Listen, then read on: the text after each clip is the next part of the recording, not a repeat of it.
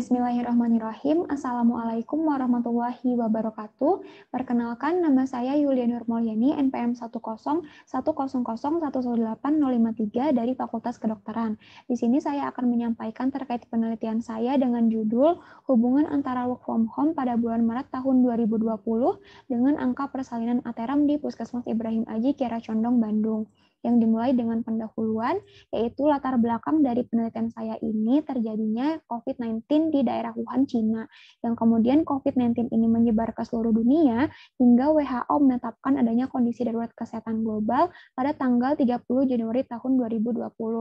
Yang awalnya COVID-19 ini hanya terjadi di Cina saja, kemudian meluas ke berbagai dunia.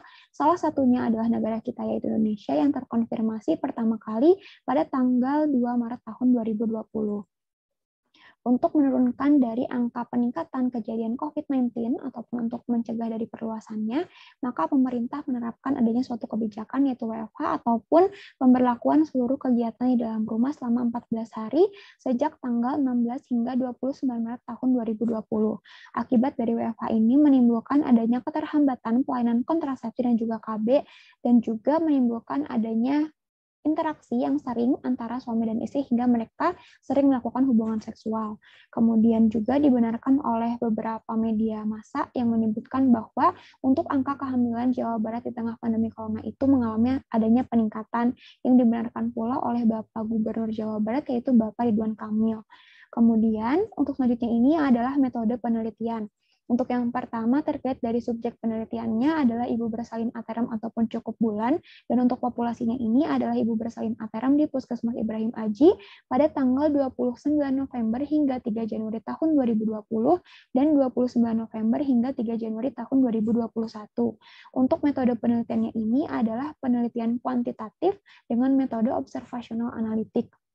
Kemudian, untuk teknik pemilihan sampelnya ini adalah total sampling, dan untuk analisis data yang digunakan adalah uji Spearman. Selanjutnya adalah hasil penelitian dan pembahasan. Untuk yang pertama dilakukan adanya pengambilan data, maka terdapat 119 data ibu bersalin, 117 diantaranya itu bersalin dengan cukup bulan ataupun ateram, 1 diantaranya kurang bulan, dan 1 diantaranya adalah lebih bulan. Untuk selanjutnya adalah karakteristik pekerjaan yang terbagi menjadi 3 bagian, itu adalah ibu bekerja, kemudian ayahnya saja yang bekerja, dan juga yang ketiga itu di mana kedua-duanya sama-sama bekerja. Untuk sebelum dan setelah WFH ini didominasi oleh ayah yang dia itu bekerja, di mana untuk sebelum WFH itu terdapat ada 65 data dan setelah WFH ini didapatkan 30 data. Untuk selanjutnya adalah karakteristik usia persalinan sebelum dan sesudah WFH, yang di mana untuk data ini hanya pada ibu bersalin yang cukup bulan saja, yaitu dari minggu ke-37 hingga minggu ke-40.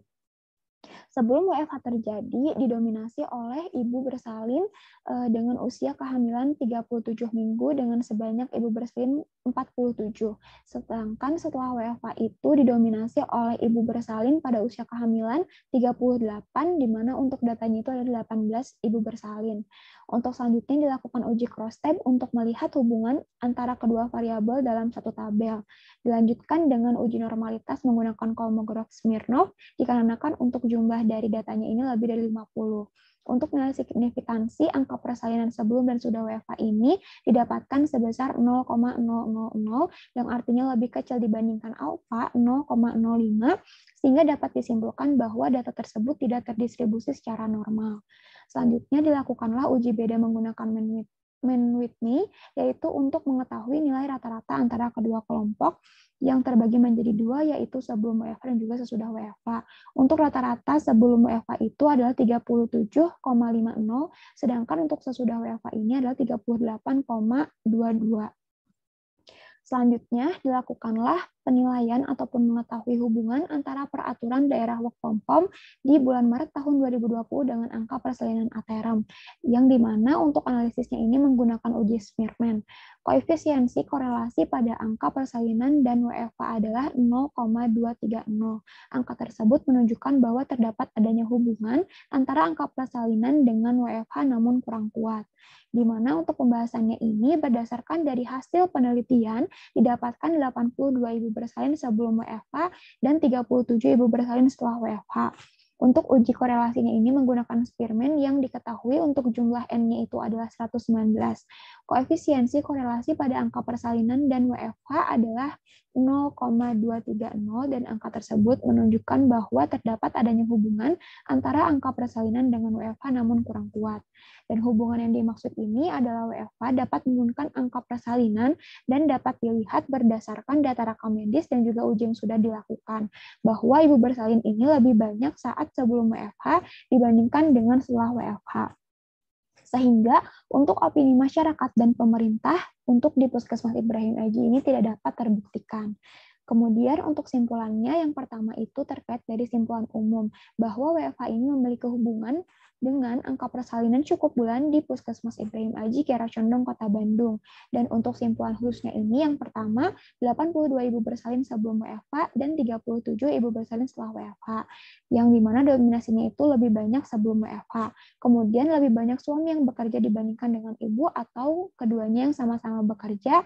Dan untuk simpulan khusus yang terakhir ini, di mana rata-rata usia persalinan sebelum WFH itu adalah pada usia ke-37 minggu, sedangkan untuk setelah WFH ini pada usia kehamilan di 38 minggu. Lalu ini untuk daftar pustakanya. Alhamdulillahirrahmanirrahim, untuk pemaparannya telah selesai. Terima kasih, mohon maaf apabila banyak kekurangan. Wassalamualaikum warahmatullahi wabarakatuh.